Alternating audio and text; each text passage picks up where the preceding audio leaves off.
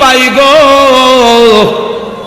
জাহান্নামের আগুনে থাকলেও কোনো আপত্তি নাই। কিয়ামতের কাঠের ময়দানে আল্লাহর পক্ষ থেকে যখন বলা হবে ফেরেশতারা রে আমার ওই বন্ধুদেরকে জান্নাতে নিয়ে যাও, ফেরেশতারা গিয়া বলে স্যার আসেন আসেন জান্নাতে আসেন, ধমক দিয়ে বলবে জান্নাত। জান্নাত কি?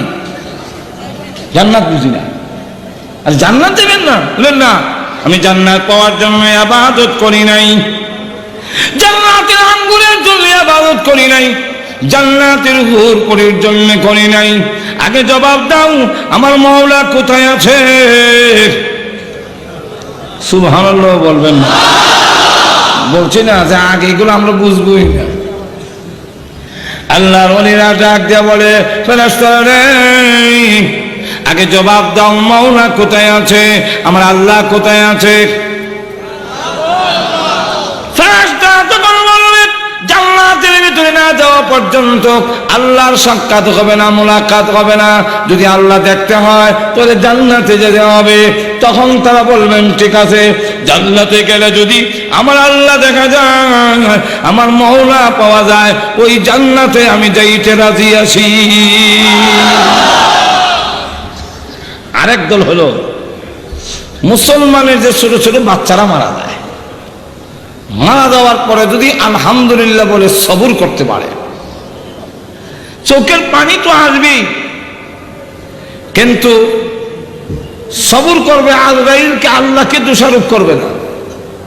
আমাদের সমাজে তো কিছু লোক আছে আল্লাহকে দোষারোপ করা শুরু করে, যেরকম ঠিক কেন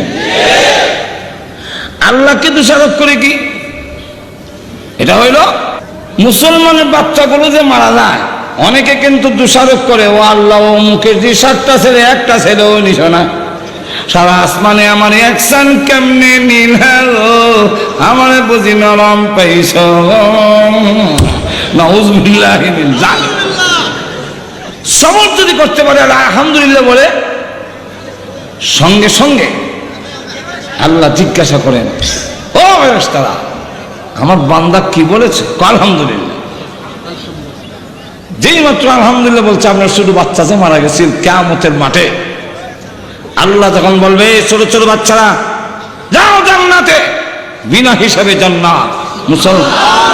মুসলমান বাচ্চাদের কোনো হিসাব পত্র নাই, নাবালিগ বাচ্চারা বিনা হিসাবে জান্নাত। ফেরেশতারা গিয়া বলেন জান্নাতে আও, ধমক দিয়ে বলবে জান্নাত কিসে? যাও, আমি যাবো না। জান্নাতে যাবেন না? না। আল্লাহ বলবেন যা জান্নাতে, না দেখাম না। সুবহানাল্লাহ বলবেন না। আল্লাহর সাথে আমাদের ব্রাহ্মণবাড়ির ভাষা এরা লেখায় গাওরা, আমরা কি কোন জানি না। কোন কোন বাচ্চা দেখবেন কিছু গাওরা, তাকে যদি মনে করেন আজকে হ্যাঁ খুব মাছ ছাড়া খায় না, মাছ দিতে পারেন না, বললেন ঠিক আছে রে বাবা আনতে পারি না, আজকে খেয়ে নে, আজকালটা না খাইতাম না, যেরকম ঠিক কিনে।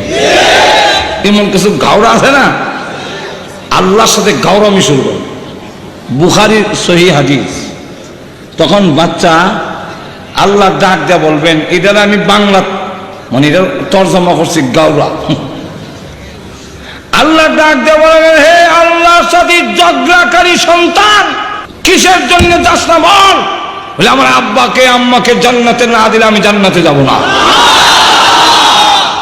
আল্লাহ রাব্বুল আলামিন তখন ডাক দেয়া বলবে বাচ্চারা রে তোদের দরখাস্ত মঞ্জুর করে এই মুহূর্তে তোমার মা বাপ সহ জান্নাতে যাওয়ার পারমিশন দিলাম,